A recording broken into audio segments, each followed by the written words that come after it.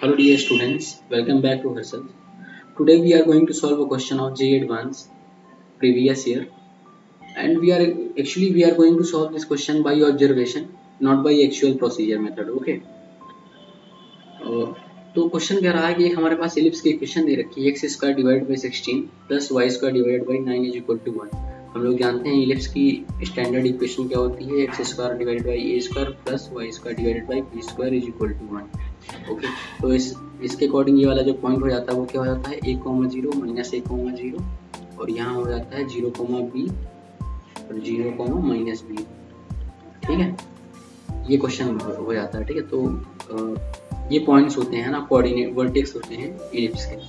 ठीक है, तो क्वेश्चन कह रहा है 3 पॉइंट है हमारे पास पी क्यू क्यू डैश। ठीक है, पी क्यू क्यू डैश है ना, आप लोग कहीं भी पॉइंट ले सकते हैं है ना। और मैं थोड़ा सा इसको ज्वाइन कर रहा हूँ इन तीनों को। ठीक है, एक ट्राइंगल फॉर्म कर रहा हूँ, रीजन अभी समझ में आ जाएगा। ठीक है, और क्वेश्चन में कह रहा है कि जो m है वो मिड पॉइंट है किसका, पी क्यू का। और इस तरीके से एक पॉइंट है m, इसमें m ही लिखा है, मैं काम करता हूँ इस पॉइंट को थोड़ी देर के लिए m डैश मान रहा हूँ, वो किसका मिड पॉइंट है, पी क्यू डैश का है। ठीक है, तो हमको बताना है अगर मैं इन दोनों लाइन को जोड़ दूँ है ना, इनको m को और m डैश को है ना जोड़ देता हूँ, तो मुझे इसकी मैक्सिमम वैल्यू पता करनी है ना, मैक्सिमम पॉसिबल वैल्यू। अच्छा चलो क्वेश्चन को देखो, थोड़ा सा ऑब्जर्व करो है ना। तो अगर मिड पॉइंट है पी क्यू और पी क्यू डैश का, तो कुछ मिड पॉइंट थ्योरम याद आ रही है जो क्लास 9 में पढ़ते थे है ना।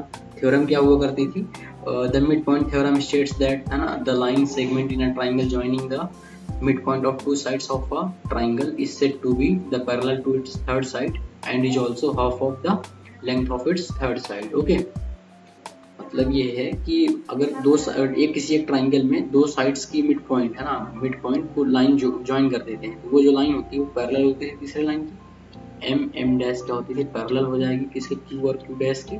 और दूसरी बात होती है कि जो एम डैश है वो किसके हाफ होगी इसी लाइन की। ठीक है, क्यू डैश की।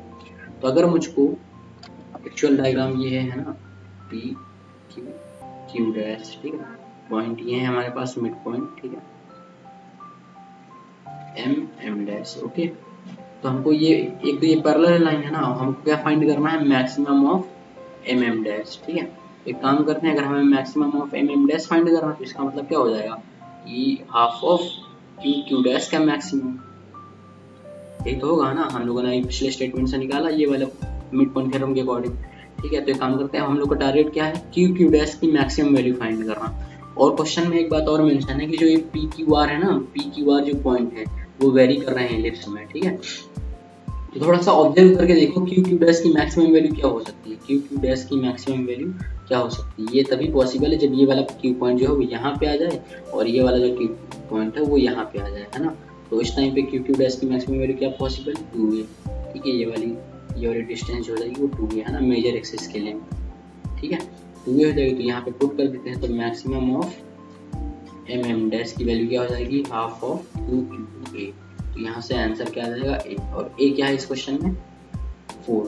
ठीक है, तो यही है इस क्वेश्चन का answer, maximum of M dash. मैंने चीज़ों को बाहर एक फॉर्मूले को है ना थोड़ा सा बताया, थ्योरम को बताया, इसलिए टाइम लगा इस क्वेश्चन में। अदरवाइज क्वेश्चन पढ़ने में 20 से 30 सेकंड लगेगा और अगले 30 सेकंड के अंदर इस क्वेश्चन को आंसर निकाला जा सकता था। ठीक है, तो इस क्वेश्चन का जो आंसर है वो क्या है, 4 है ना। इस कॉन्सेप्ट को फिर से जेईई एडवांस में पूछा जा सकता है, या तो ये क्वेश्चन डायरेक्टली पूछा जा सकता है इस टाइप का, या तो फिर वो कर सकते हैं ऐसा कि 3-4 चैप्टर के एक कॉन्सेप्ट मिला के रख दें और ये उनमें से एक को है ना, इस कॉन्सेप्ट को बीच में रखा हो, फाइनल आंसर निकालने में काम आ सकता है। ठीक है।